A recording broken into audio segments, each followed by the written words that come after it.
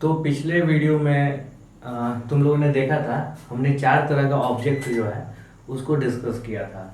ठीक है, वो ऑब्जेक्ट का मैं अभी फिर से नाम लिख रहा हूँ। ठीक है, जैसे ओपेक ऑब्जेक्ट, ओपेक ऑब्जेक्ट। ठीक है, दूसरा क्या था? Transparent object. तीसरा क्या था? Translucent object. ठीक है, और चौथा क्या था हमारा? Reflecting object. ठीक है, रिफ्लेक्टिंग ऑब्जेक्ट। अब देखो, हम चैप्टर जो है वो कौन सा पढ़ रहे हैं? तो रिफ्लेक्शन एंड रिफ्रैक्शन। ठीक है, रिफ्लेक्शन एंड रिफ्रैक्शन। अब देखो, ये जो है ना, ये दोनों जो टर्म है, ठीक है, रिफ्लेक्शन और रिफ्रैक्शन, ये लाइट के जो लाइट जो है ना प्रोपगेट करता है मीडियम में, ठीक है, उसके बारे में, उसका एक ये फेनोमेना है। ठीक, हम धीरे धीरे समझेंगे कि आखिर रिफ्लेक्शन होता क्या है, रिफ्रैक्शन होता क्या है। तो पिछले ही क्लास में मैंने ये बताया था कि जो रिफ्लेक्टिंग ऑब्जेक्ट है ना, वो क्या करता है?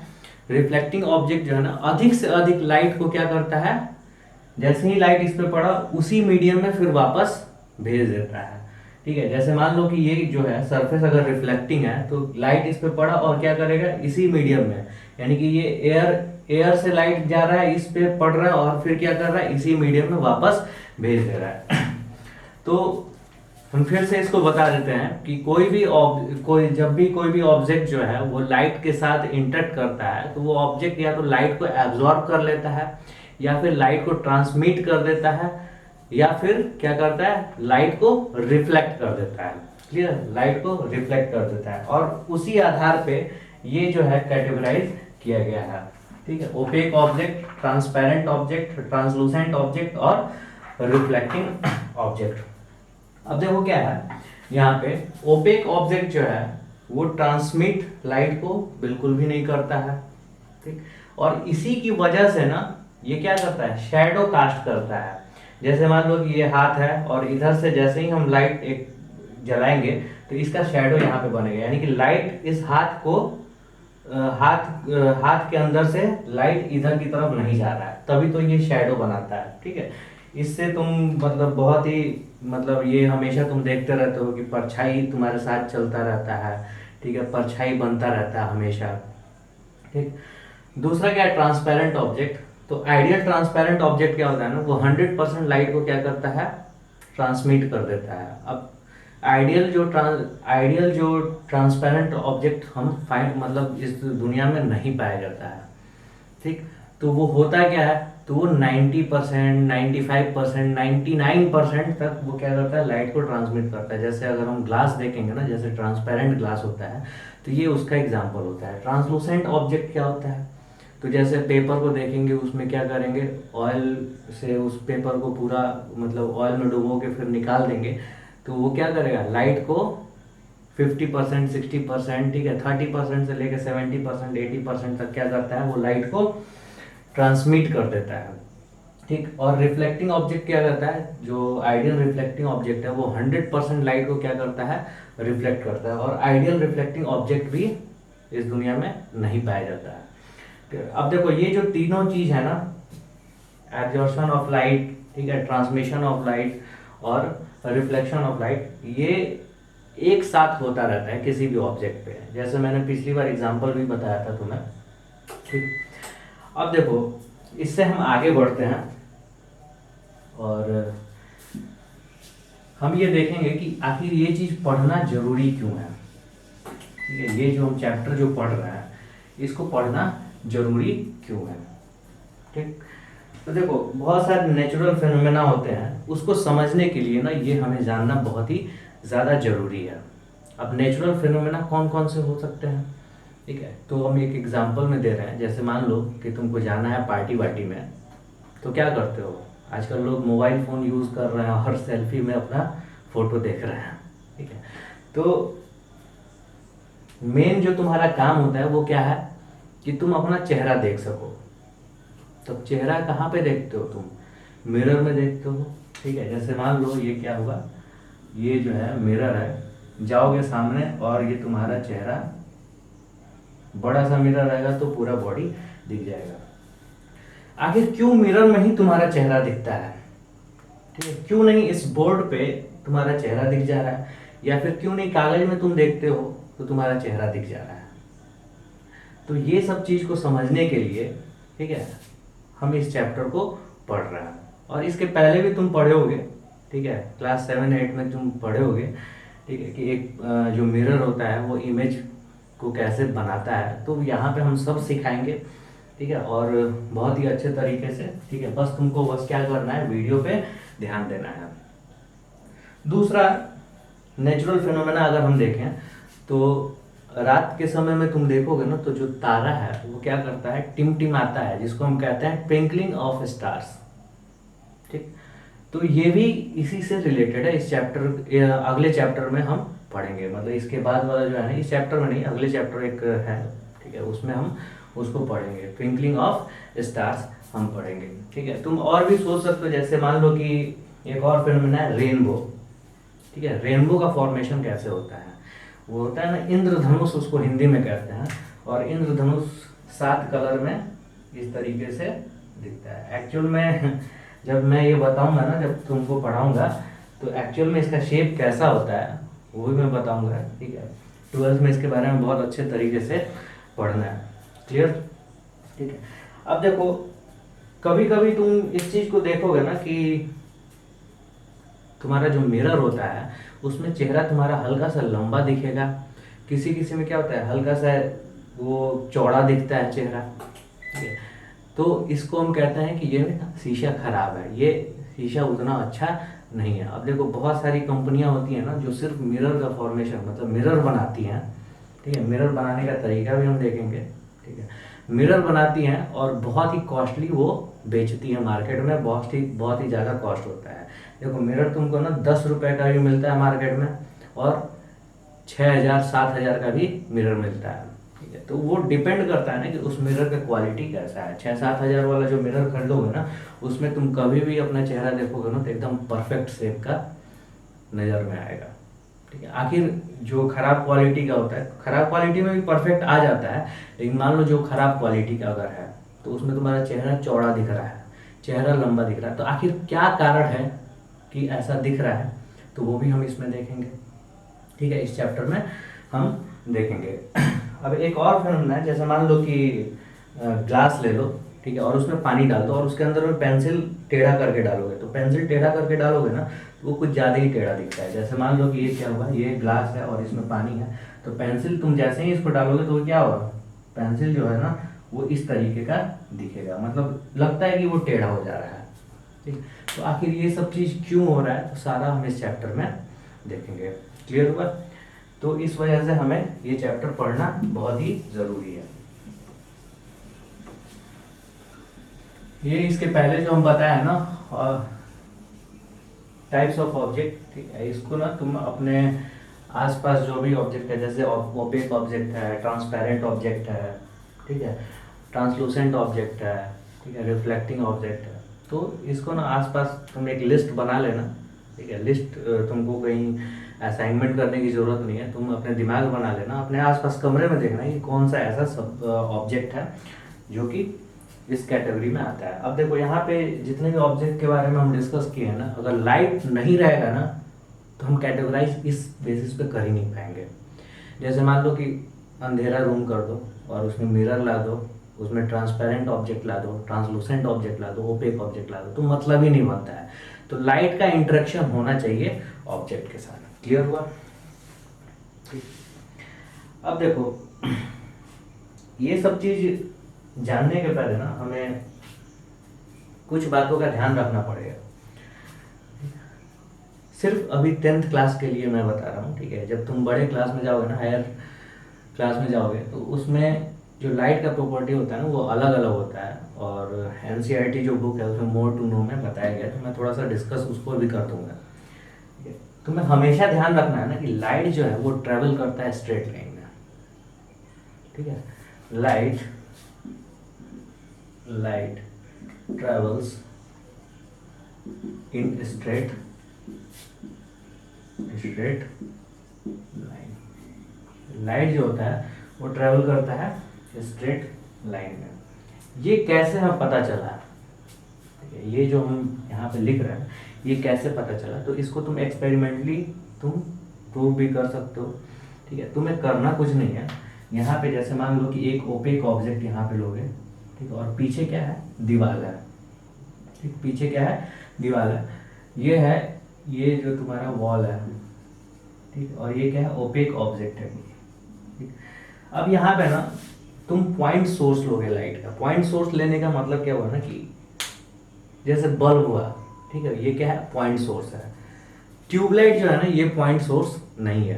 क्यों, ये देखोगे ना तो लाइट, एक ट्यूबलाइट में तुम देखोगे लाइट क्या हुआ है, एक पार्टिकुलर यहाँ से इस तरीके से, ठीक है, हर जगह से निकलता है, ठीक है। लेकिन बल्ब को ना एक तुम पॉइंट सोर्स मान सकते हो, ठीक है। तो बल्ब क्या हो जाएगा, बल्ब जो होगा वो एग्जांपल ऑफ क्या हो जाएगा, पॉइंट सोर्स, ठीक है। तो हमें सिर्फ अभी इसी सोर्स के बारे में पढ़ना है, ठीक है। ये क्या है, ये वाइड सोर्स ऑफ लाइट है, ठीक है। ये क्या है, वाइड सोर्स ऑफ लाइट है। ट्यूबलाइट जो है, ट्यूबलाइट इस नाम का एक मूवी भी बना था, ठीक है। ट्यूबलाइट जो है वो क्या है, एक वाइडर सोर्स ऑफ लाइट है, ठीक है। हम इसको देखेंगे तो क्या होगा, इसमें कई सारे पॉइंट्स मिले हुए हैं। जिस तरीके से हम कहते हैं ना कि ढेर सारे पॉइंट को अगर तुम मिला दो तो वो क्या हो जाएगा, लाइन बन जाता है, ठीक है। तो उसी तरीके का ढेर सारे पॉइंट सोर्स को मिला दोगे तो वो क्या हो जाएगा, ट्यूबलाइट की तरह सोर्स हो जाएगा, यानी कि एक वाइडर सोर्स हो जाएगा। यहाँ पे क्या है, तुम बल्ब को लोगे एक पॉइंट सोर्स और वो बहुत ही दूर रहेगा। अब देखो दूर रखने का क्या मतलब है कि दूर हम क्यों रख रहे हैं, ये चीज़ हमें ध्यान देना है। जैसे मान लो कि बल्ब को तुम, बल्ब हमारा इतना बड़ा है ना, ठीक है, तो तुम यहाँ पे रखोगे ना तो ये जो डिस्टेंस है ना, डिस्टेंस, ये जो डिस्टेंस है बल्ब से ये ओपेक ऑब्जेक्ट का, ये इतना बड़ा होना चाहिए कि इसका जो बल्ब का जो रेडियस है ना उसके आगे नेग्लिजिबल हो। इसी वजह से हम क्या करते हैं कि इसको हम बहुत ही दूर रखते हैं, ठीक है। इतना चीज़ समझ में आ गया, इसको हम क्या करते हैं, बहुत ही दूर रखते हैं, ठीक। अब देखो ये जो ओपेक ऑब्जेक्ट है ये शैडो कास्ट करेगा। कहाँ पे कास्ट करेगा, तो दीवार पे कास्ट करेगा, ठीक है। तो शैडो कास्ट करेगा तो तुम देखोगे ना कि जैसे जैसे ओपेक ऑब्जेक्ट को नजदीक लाओगे ना, जो दीवार पे जो शैडो होगा ना वो बड़ा होते जाता है, ठीक। और जैसे जैसे दीवार के नजदीक ले जाओगे यानी कि सोर्स से दूर ले जाओगे तो जो शैडो होगा वो क्या होता है, छोटा होते जाता है। अब देखो इसका हम एक पार्टिकुलर लेंथ लिए और हम दो तरीके, मतलब हम अलग अलग डिस्टेंस पे रख के बनाएंगे कि शैडो हमारा कैसा बनेगा, ठीक है। इस चीज को हमेशा ध्यान रखना और देखना कि इससे हमें पता चलता है ना कि लाइट जो है वो क्या करता है, स्ट्रेट लाइन में ट्रेवल करता है। तो देखो जैसे यहाँ से हम बनाएंगे, ठीक है, इस तरीके से,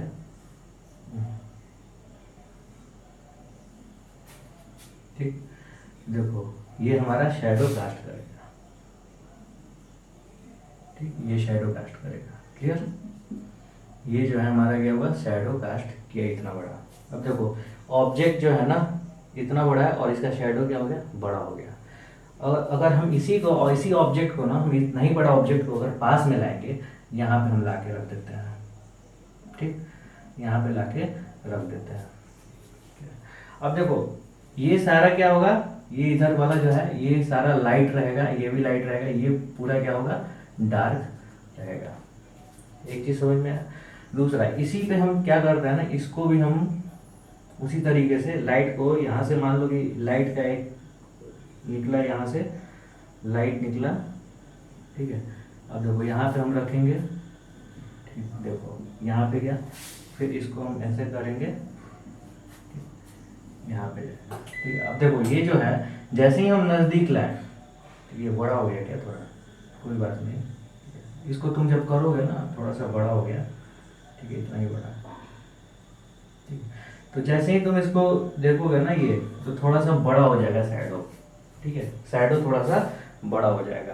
तो ये एग्जांपल समझ गए। हम इसको एक बार और ना पीछे की तरफ ले जाके देखते हैं, ठीक है। तो पीछे ले जाएंगे, यहाँ पे मान लो कि ये हम इस लेंथ का हम लेके गए, ध्यान से देखोगे,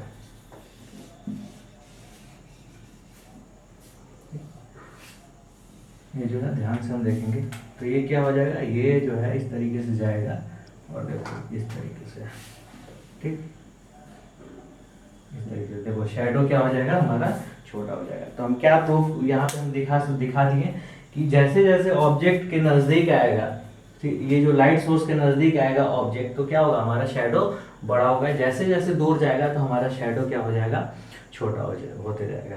क्लियर हुआ इतना? अब देखो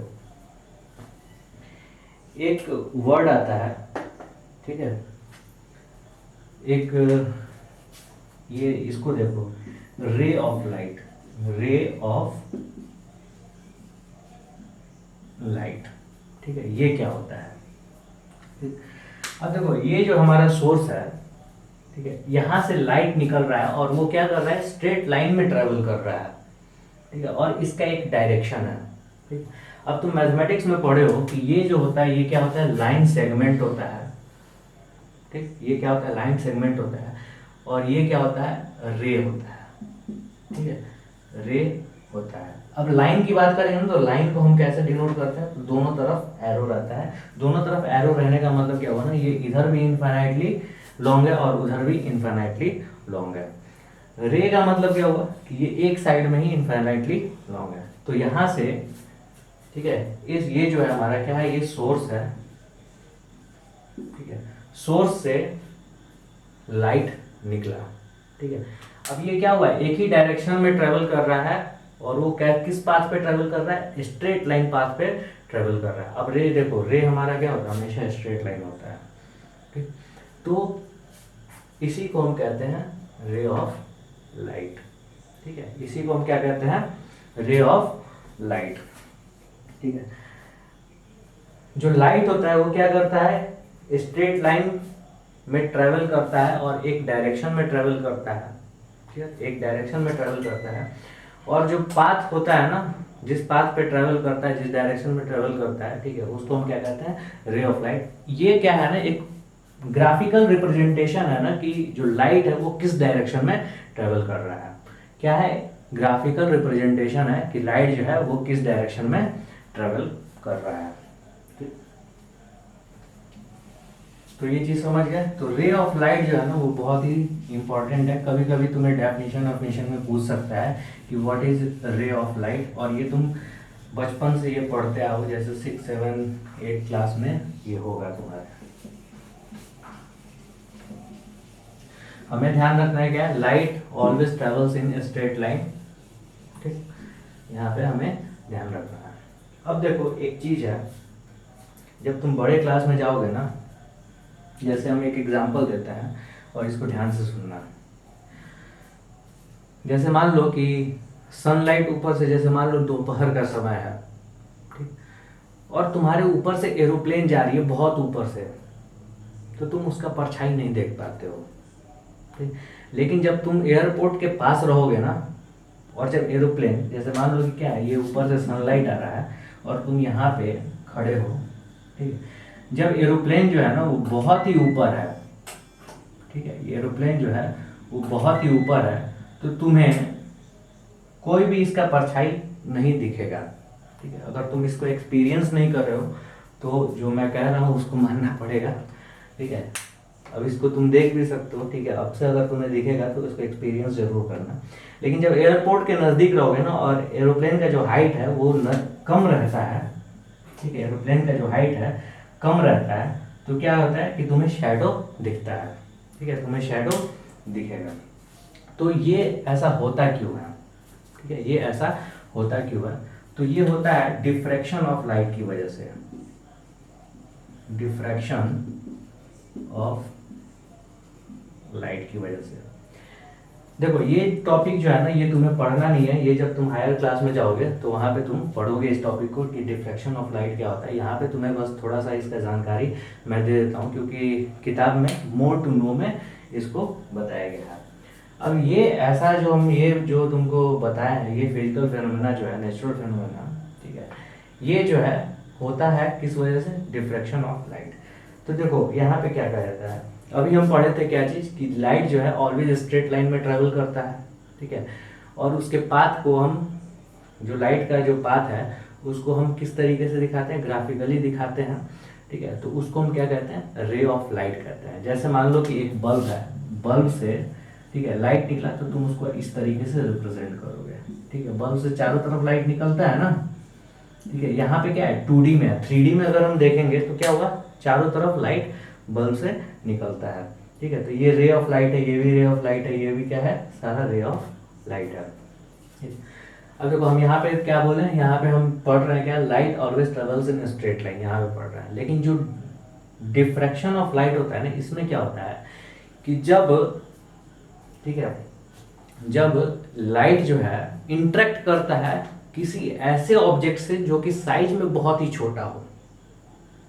ठीक है, जब लाइट किसी ऐसे ऑब्जेक्ट से इंटरेक्ट करता है जो साइज में बहुत ही छोटा हो, जैसे कि तुम्हारा पार्टिकल हो जाएगा, जैसे डस्ट पार्टिकल हो जाएगा। ठीक है, ये ब्लेड होता है ना, ब्लेड, दाढ़ी बनाने वाला ब्लेड। ठीक है, इसको क्या कहते हैं, ब्लेड ही कहते हैं ना।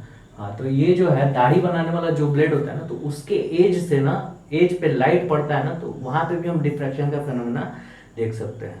तो इसको जानने के लिए जिसको भी जिज्ञासा होगा 12th में हमसे पढ़ लेना। ठीक है, 12th में पढ़ लेना, तो वहाँ पे ये सारा चीज़ बताया जाएगा कि डिफ्रैक्शन ऑफ लाइट क्या होता है, और उसको डिटेल में पढ़ना भी है वहाँ पे। ठीक है, तो डिफ्रैक्शन ऑफ लाइट क्या होता है कि जब भी लाइट, ठीक है, किसी ऐसे पार्टिकल, ऐसे ऑब्जेक्ट से इंटरेक्ट करता है, ठीक है, इंटरेक्ट करता है, ठीक है, जो कि साइज में बहुत ही छोटा हो, तो लाइट जो है ना अपना जो स्ट्रेट लाइन पाथ है ना, वो क्या करता है, बदल लेता है। स्ट्रेट लाइन पाथ बदल के क्या करता है, वो बेंड हो जाता है। जैसे ये ऑब्जेक्ट जो है वो बहुत ही छोटा है, तो लाइट यहाँ से ट्रेवल किया, जैसे ही इसके साथ इंटरेक्ट किया ना, तो ये अपना पाथ बदल लेगा। ठीक है, ये अपना पाथ बदल लेगा। अब देखो ये जो चैप्टर है, इसमें मतलब साइंटिस्ट लोगों ने बहुत वर्क किया और बहुत सारा थ्योरी दिया गया। ठीक है, तो लाइट को ना बाद में चल के ना वेव नेचर पे, मतलब इसका जो भी एक्सप्लेनेशन वेव नेचर पे दिया गया कि लाइट में जो कैसा कैसा नेचर है, लाइट में वेव नेचर भी है और पार्टिकल नेचर भी है। बहुत बार कंफ्यूजन भी रहा है पहले। ठीक है, तो ये सारा तुम आगे क्लास में पढ़ोगे।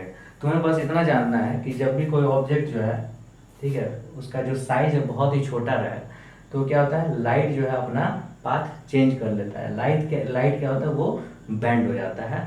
ठीक है, जैसे ही इसके साथ इंटरेक्शन होता है, और इसी को हम क्या कहते हैं, डिफ्रैक्शन ऑफ लाइट कहते हैं। और ये तुम्हारे पेपर में कभी भी नहीं पूछेगा कि what is diffraction of light. ठीक है, तो इस पर उतना ध्यान नहीं देना है। ठीक है, मोर टू नो में दिया गया था, इस वजह से मैंने इसे बता दिया।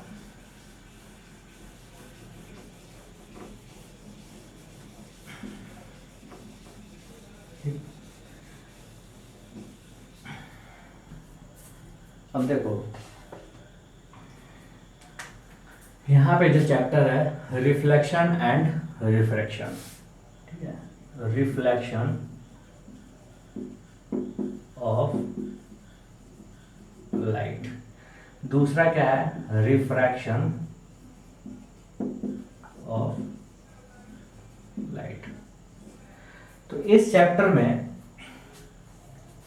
हम ये दोनों जो फिनोमेना है लाइट का हम देखेंगे, और उसको हम एक्सप्लेन करेंगे किस बेसिस पे। तो लाइट, ठीक है, propagates in straight line path. Light जो है वो स्ट्रेट लाइन पाथ पे मूव करता है। लाइट जो है, ठीक है, वो स्ट्रेट लाइन में मूव करता है। लाइट जो है वो स्ट्रेट लाइन जो है वो फॉलो करता है। ठीक है, इसी चीज को हम ध्यान में रखते हुए ये दोनों जो है, जो भी फिनोमेना है लाइट का, जब ऑब्जेक्ट जो है ऑब्जेक्ट के साथ इंटरेक्ट करता है, तो हम इसको एक्सप्लेन करेंगे। शॉर्ट फॉर्म में हम बता देते हैं कि रिफ्लेक्शन और रिफ्रैक्शन क्या होता है। ठीक है, इसको समझो। जैसे मान लो ये बोर्ड तुम्हें दिख रहा है, ठीक है, तुम अपने आंखों से इस बोर्ड को देख रहे हो, अपने आंखों से ये जो लिखा हुआ है इसको देख रहे हो, अपने आंखों से हमें देख रहे हो, अपने आंखों से, ठीक है, कोई भी ऑब्जेक्ट को तुम देख रहे हो। तो ये होता है रिफ्लेक्शन की वजह से। ठीक, ये किसकी वजह से होता है, रिफ्लेक्शन की वजह से। अब देखो ट्विंकलिंग ऑफ स्टार्स, ठीक है, ट्विंकलिंग ऑफ स्टार्स। ठीक ठीक है, और रेनबो का फॉर्मेशन, ठीक है, इसमें भी ना लाइट का इंटरेक्शन होता है, ठीक है, ऑब्जेक्ट से। और वो ऑब्जेक्ट हम क्या मानेंगे, जैसे मान लो कि डस्ट पार्टिकल्स मान लो, ठीक है, ये सारा चीज तुम मान सकते हो। ऑब्जेक्ट तो छोटा हो सकता है, बड़ा हो सकता है, कुछ भी हो सकता है। तो ये सब होता है रिफ्रैक्शन ऑफ लाइट की वजह से, ठीक है। जैसे ही तुम ग्लास में पानी रख के पेंसिल को डाल रहे हो और पेंसिल क्या हो जा रहा है, टेढ़ा दिख रहा है, तो ये भी होता है रिफ्रैक्शन ऑफ लाइट से। तो थोड़ा बहुत रिफ्रैक्शन ऑफ लाइट के बारे में हमें यहाँ पे पढ़ना है, ठीक है। हमें ज़्यादा जानना है रिफ्लेक्शन ऑफ लाइट के बारे में, ठीक। अब देखो, तो हम अगले क्लास में, ठीक है, इससे आगे हम बढ़ेंगे कि वो होता क्या है, ठीक है। अभी तक तुम इस चीज़ को इतना जो है इसको ध्यान से पढ़ो और एनसीईआरटी का रीडिंग करो, ठीक है।